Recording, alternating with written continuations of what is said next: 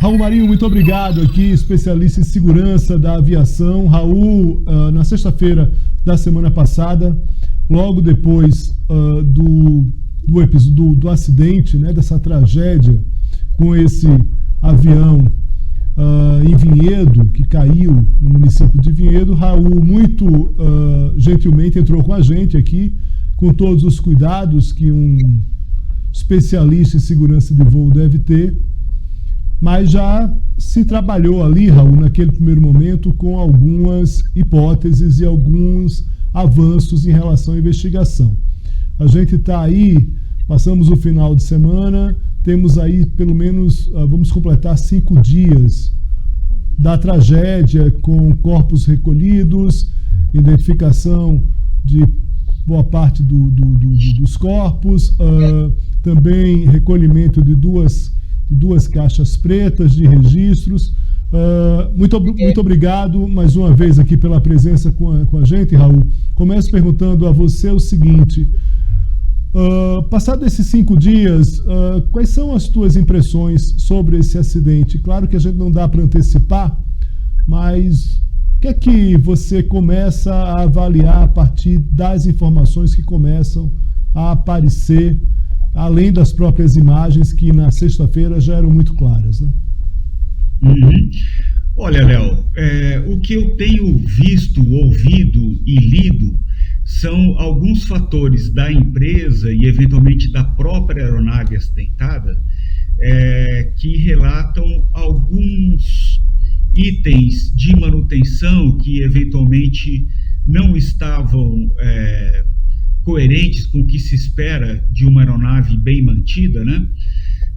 O problema do ar-condicionado, o dano que a aeronave sofreu na cauda, o dano estrutural, que se falou bastante, problemas de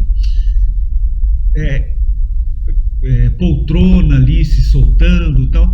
Enfim, todos os danos, todos os itens que foram comentados, pelo menos os que eu tenho conhecimento até o momento, não indicam uma relação exata com o acidente. Então, assim, são itens que às vezes impressionam, às vezes dão um indicativo de manutenção ruim, mas não há uma relação direta ainda, que eu tenha conhecimento pelo menos, entre tais itens e o acidente em si. O que poderia ser uma relação direta seria, por exemplo, algum problema no boot, né? Naquela proteção de borracha que existe para quebrar o gelo, né? O de-ice, que inclusive apareceu numa aeronave aí há alguns anos atrás, numa aeronave da família, não exatamente igual, né? Era uma TR-42 que ia para Fernando de Noronha e tal, mas não apareceu nada sobre essa aeronave acidentada em relação ao boot. Também se falou em algum problema hidráulico que essa aeronave teve no passado, mas o boot ele não é acionado hidraulicamente, sim por uma ação pneumática. Então, Léo, ainda não apareceu nada que mude dramaticamente as conclusões de sexta-feira. Ainda necessita aí de mais informações da investigação e que provavelmente vão demorar um pouco. Eu te pergunto uma coisa. Em relação à segurança das autoridades, em relação à eficiência, a técnica das autoridades aeronáuticas brasileiras, né? Como é que o Brasil se enquadra em relação ao resto do mundo? Eu te pergunto isso porque em determinados momentos, naqueles acidentes anteriores, se a gente lembrar dos acidentes anteriores, teve um determinado momento que se falou ali de uma dificuldade, por exemplo, de uma torre de comando, de funcionários de torre de comando, que tinham dificuldades, por exemplo, em falar inglês em determinado momento e se comunicar com pilotos, que por si só já era uma coisa grave. Mas hoje o Brasil, autoridades, técnicos, solo, pessoal de solo, treinamento de pilotos, a própria manutenção das aeronaves. Onde a gente se enquadra como país em relação à segurança de voo? Eu não estou querendo fazer uma escala, a gente acaba vendo algumas quedas de aviões em países mais pobres, em que possivelmente, talvez, e aí não vai uma referência direta, mas as próprias condições econômicas de determinados países acabam levando ali a fragilidades, né? Mas o Brasil, como é que você encara aí a nossa segurança, não só desse acidente específico, mas a gente vai para o aeroporto, a gente pega um avião, a gente passa, cumprimenta as pessoas ali de solo, cumprimenta comissários, cumprimenta mecânicos, sabe que tem toda uma estrutura envolvida, inclusive com fiscalização de agências, de órgãos fiscalizadores. Onde estamos? Estamos no topo da pirâmide.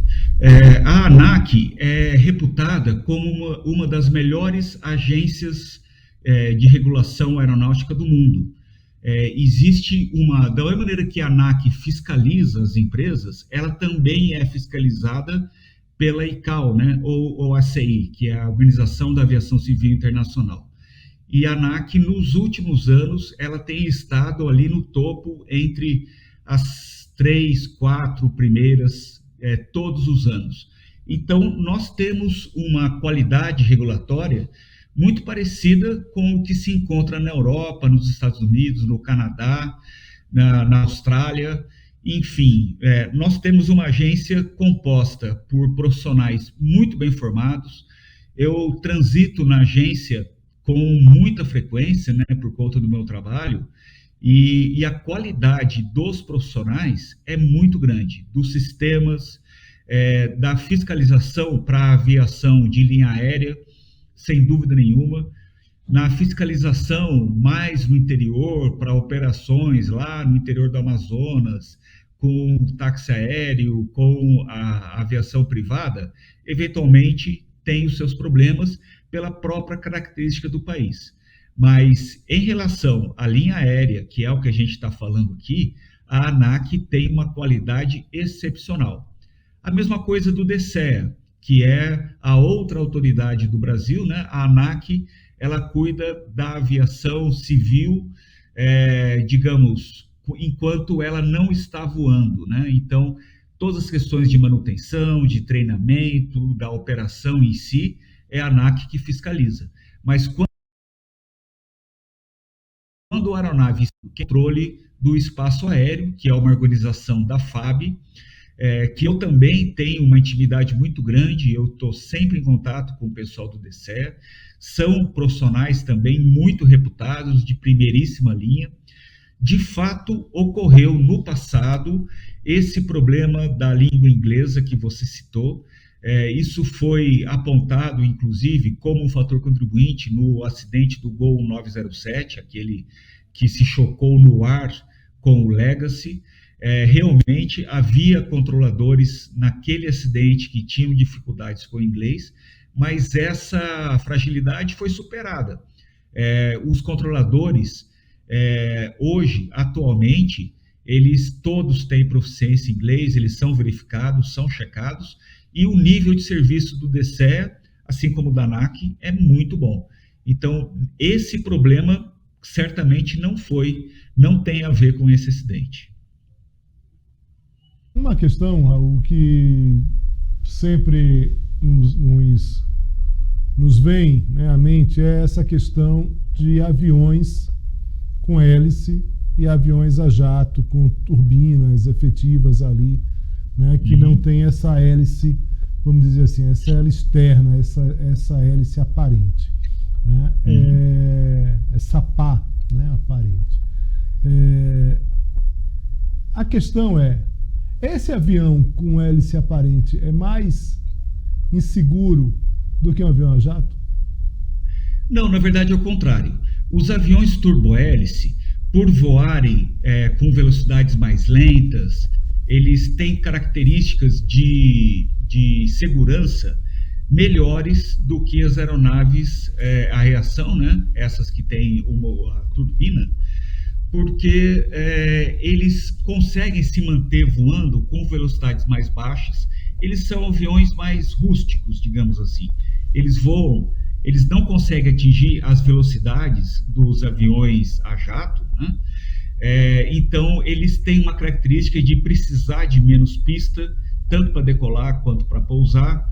Eles são aviões que tendem a ter índices de segurança até melhores do que os aviões a jato, exceto em um aspecto, que é o fato deles voarem em altitudes mais baixas, né?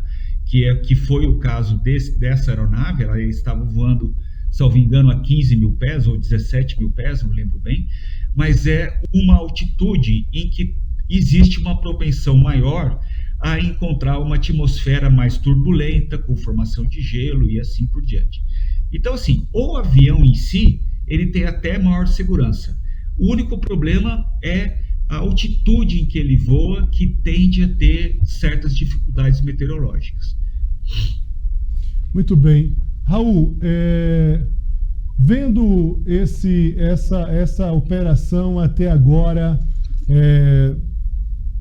foi autorizado já para que a empresa, inclusive, faça o recolhimento ali já da aeronave, caixas pretas, as duas caixas pretas foram retiradas, já uma que informa ali os dados técnicos do voo, a parte operacional, e a outra a comunicação entre os pilotos e a torre e o que está de diálogo ali gravado.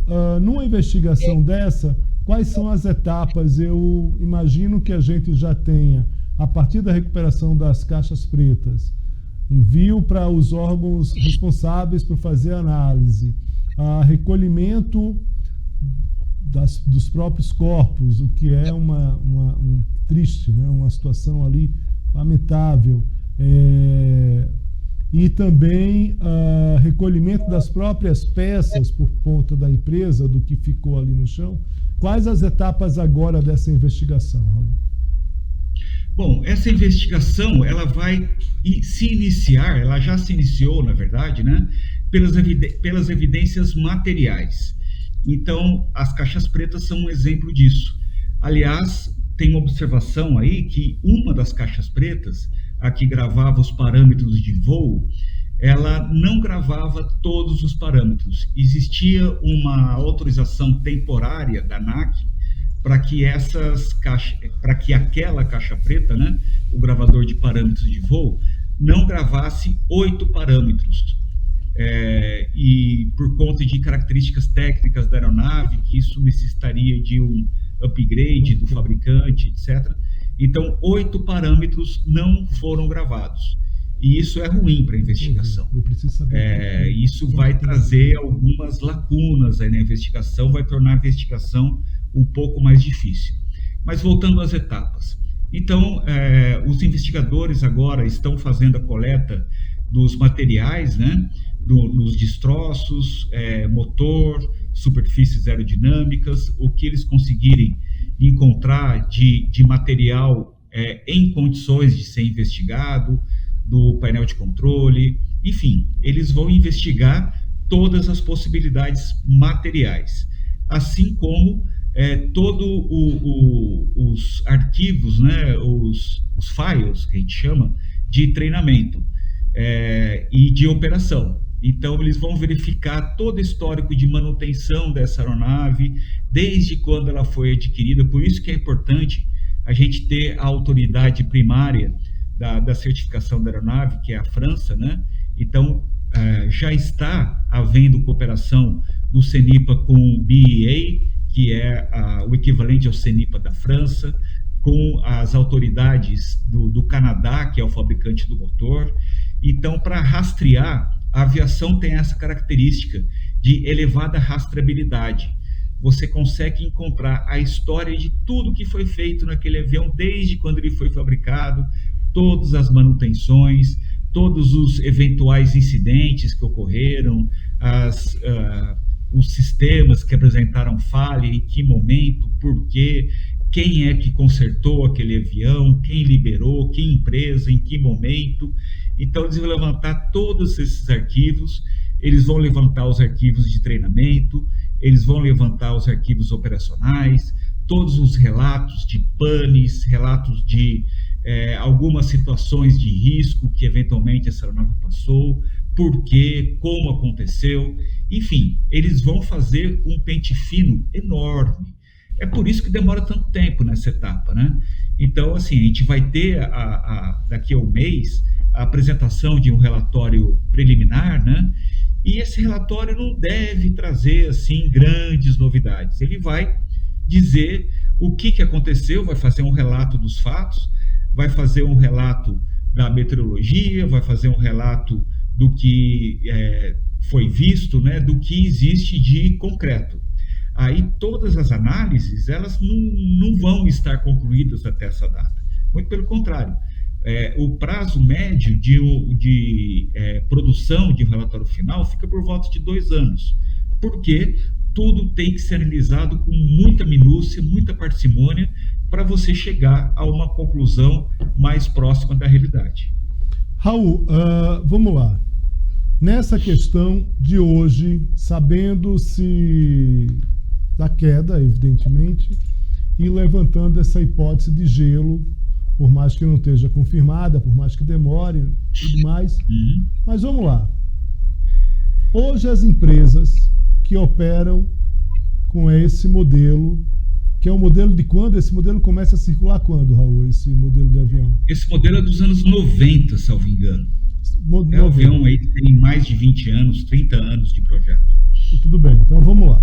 As empresas que trabalham hoje, a própria dona da empresa hoje desse avião, ela continua a operar, né? Continua voando. Hoje tem os voos nacionais no Brasil continuam sendo operados por essa empresa. Não houve suspensão, nem teria motivo aparente para essa suspensão. A questão que eu te pergunto é o seguinte: dentro do que se está falando, especialistas, você é um deles, que fala dessa questão do gelo com um cuidado que deve ser olhado. O cara que está lá na ponta, o cara que está dentro da empresa, você é piloto, o cara é um piloto, por exemplo, é o piloto, é o dono da empresa. Nesses casos, pós uma tragédia dessa, você já começa a fazer por conta própria algum tipo de ação efetiva para, olha, vamos voar na altitude mais alta, vamos tentar ver se a gente cancela tal voo, vamos tirar daqui, vamos... Enfim, a partir desse acidente de sexta-feira, já começa a ter ali, por parte de pilotos, eu falei você piloto, imaginando que você fosse um piloto desse modelo, ou você como dono da empresa, você imagina que possa já estar tendo algumas considerações a partir já desse acidente? Muito provavelmente sim. O que acontece em uma empresa aérea é que a todo momento acontecem problemas na própria empresa e em outras empresas mundo afora que operam esse mesmo avião. E sempre que isso acontece, tudo é investigado e, em havendo alguma possibilidade de ser um problema sistêmico que possa ocorrer também novamente na empresa, ou pela primeira vez na empresa, se for alguma investigação que veio de fora, a empresa normalmente, aliás, ela é obrigada a fazer isso, ela vai tomar medidas de segurança de modo a se prevenir que aquele problema volte a ocorrer. Então, por exemplo, isso aconteceu com essa própria aeronave num acidente precedente, né, que foi parecido com esse, que aconteceu nos Estados Unidos em 1994. Eles tomaram medidas preventivas e modificaram o projeto. Então, a gente pode dizer que as aeronaves ficaram mais seguras após a ocorrência daquele acidente de 1994. Outras questões mais simples, elas entram no Manual Geral de Operações de modo a aumentar o nível de segurança da operação daquela aeronave. Então, agora, como aconteceu esse problema, e existe uma possibilidade bastante razoável disso ter a ver com a aeronave encontrar uma situação de formação de gelo sobre as asas, é bem provável que já tenha sido divulgado um boletim para todos os pilotos, alertando para esse caso, para esse problema, e reforçando as ações que têm que ser tomadas pela tripulação e pelos demais profissionais, eventualmente de manutenção e assim por diante, para manter a empresa com nível de segurança mais adequado. Isso é normal e ocorre não só quando acontece um acidente, mas qualquer ocorrência em que os pilotos reportam para a empresa, né? Existe um sistema de reporte chamado REUPREV, em que os tripulantes reportam o que aconteceu, manda para a área de segurança da empresa, e a área de segurança produz um boletim e divulga esse boletim para todos os tripulantes da empresa para que eles prestem atenção naquele item em particular. Eu conheço já várias empresas de táxi aéreo, no caso, que operam aqui no Brasil, que os tripulantes já receberam boletins alertando para a formação de gelo, o que deve ser feito, o que o pessoal de manutenção deve observar e assim por diante, porque existe a mera existência da possibilidade já é suficiente para que se emita esse boletim. A gente nem precisa terminar a investigação. Essa informação que você está nos dando é informação de sexta para agora. As empresas aéreas brasileiras, as menores, já começam a trabalhar com esse procedimento, vamos dizer assim, uma atenção maior em relação a essa situação do gelo. Exatamente. Tá bom. Raul Marinho, muito obrigado aqui pela presença mais uma vez aqui, pela gentileza, pelo seu tempo, pelas informações claras e mais uma vez pelo cuidado em relação ao repasse de informações. Raul, forte abraço, bom trabalho para você. Outro, Léo, obrigado. Estou à disposição. O objetivo meu, a minha missão como presidente do Grupo de Segurança da Aviação Geral é trazer as informações mais confiáveis, mais corretas, para que o público entenda que a aviação é um meio de transporte extremamente seguro. O fato desse acidente ter ocorrido 14 anos depois do último acidente é uma prova disso, né? Em que outro segmento, nos automóveis, nas motos, nos caminhões, ônibus, tal, etc., você passa tanto tempo sem um acidente. Nenhum, né? Nem elevador tem esse nível de segurança. Então, o que é preciso reforçar é que o transporte aéreo no Brasil é um transporte de primeiro mundo, de primeiríssimo mundo. Isso é um compromisso das autoridades que são bem avaliadas, das empresas aéreas, dos gestores, e as pessoas podem continuar voando despreocupadamente. Acidentes realmente são inevitáveis. Algum acidente vai acontecer a cada X milhões de horas voadas, mas a gente faz de tudo para que isso aconteça com a menor frequência possível. Muito bem. Raul Marinho, abraço, bom trabalho para você. Forte abraço. Outro, Léo, tudo de bom para você. Felicidades.